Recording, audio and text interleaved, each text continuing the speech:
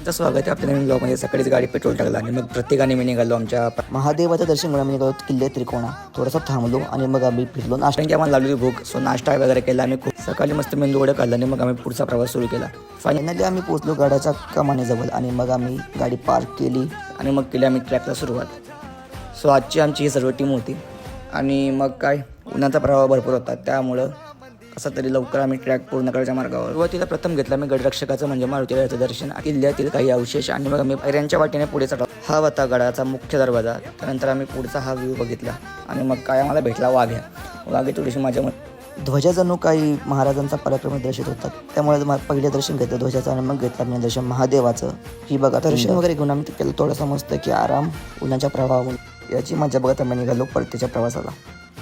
ऊन तर पक्का होता पण आम्हाला घरी जायचं होतं, त्यामुळे आम्ही लवकरच निघालो. ते दुपारी 3 वाजता पोहोचलो आम्ही आमच्या गावाजवळ जेवणासाठी. भेटू पुढच्या ब्लॉगमध्ये. बाय.